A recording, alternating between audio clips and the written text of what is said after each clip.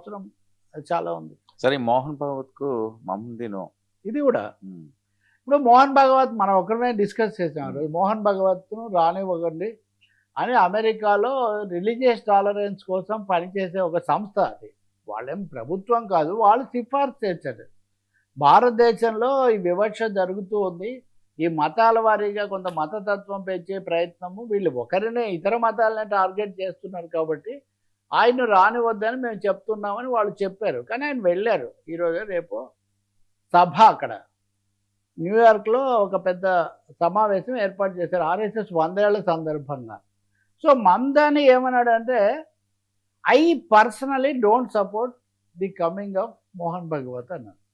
ఎక్కడ మత సామరస్యం లేకుండా ఉంటుందో నేను దాన్ని బహుశా నాకు అదే మీరు మంచిగానే అడిగారు. కిషన్ రెడ్డి రియాక్షన్కు మమతాని తీసుకున్న వైఖరికి ఒక సంబంధం ఉండాలి. ఆయన ఆర్ఎస్ఎస్ బాస్ను అక్కడ వ్యతిరేకిస్తున్నారు కాబట్టి ఇక్కడ వెంటనే వీళ్ళు అక్కడ ముడిపెట్టి మాట్లాడుతున్నారు. మమతాని ఏమన్నాడు, నేనైతే దానికి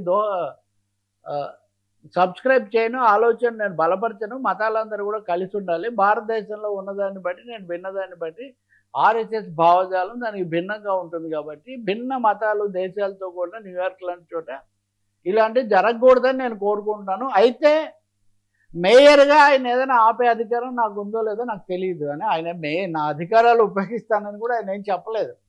కాబట్టి నేను నా వ్యతిరేకతను నా అభిప్రాయాన్ని నేను చెప్తున్నాను. కానీ నేను ఇండియాకు ప్రేమికుడిని అందులో కూడా చెప్పాడు ఆయన. I'm of Indian origin, first mayor Indian origin ఉన్నవాడు న్యూయార్క్కు మేయర్ అవడం ఇది మొదటిసారి. మన భారతదేశము భారతీయతను గర్విస్తాము, మొదటిసారి అక్కడికి వెళ్ళి మేయర్ అయిన దాన్నేమో మనము స్వాగతించలేము. ఎందుకంటే మతాన్ని బట్టి చూస్తాం కదా, భారతీయతను బట్టి కాదు. కాబట్టి ఆయన ఇలా మోహన్ భగవత్ను ఇలా నేను వ్యతిరేకిస్తున్నానని చాలా గట్టిగా ఆయన ప్రకటించాడు. సరే, జరిగేదేదో జరుగుతుంది అనుకోండి, వేరే ఏదో పేరుతో దాన్ని జరుపుతున్నారు. ఇంకొకటి కూడా ఉంది. ఇప్పుడు విదేశీ నిధులు, ఎఫ్సిఆర్ఏ ఇదంతా చాలా చర్చ వచ్చినప్పుడు సంఘ పరివారం అనేది చాలా పెద్దది, వటవృక్షం లాంటిది. దాంట్లో విహెచ్పి, దాని పేరే విశ్వ హిందూ పరిషత్, అది భారత హిందూ పరిషత్ కాదు. విహెచ్పి అంటే విశ్వ హిందూ పరిషత్. దానికి కొన్ని వందల శాఖలు ఉన్నాయి అమెరికాలో, చాలా నిధులు వస్తాయి. ఆ వివరాలన్నీ అడగకూడదు. ఆర్ఎస్ఎస్ అనేది ఎప్పుడో పుట్టిందని వాళ్ళు అంటారు. ఏదైతే ఈ చర్చ అంతర్జాతీయ స్థాయికి చేరింది. భారతదేశంలో మత సామరస్యం అన్న అంశం ఇంకోటి కూడా చెప్పాలి మీకు, ఈరోజే పత్రికల్లో ఉంది. యునైటెడ్ నేషన్స్ ఐక్యరాజ్య సమితి కూడా ఈ రోజున కొన్ని అభిప్రాయాలు వెలిబుచ్చింది. భారతదేశంలో రోహింగ్యాలను, ఎస్సీ ఎస్టీలను వీళ్ళ పట్ల వ్యవహరిస్తున్న తీరు కొన్ని చోట్ల చాలా ఇబ్బందికరంగా, మానవ హక్కులకు భంగకరంగా మారుతుందనే ఫిర్యాదులు వస్తున్నాయి.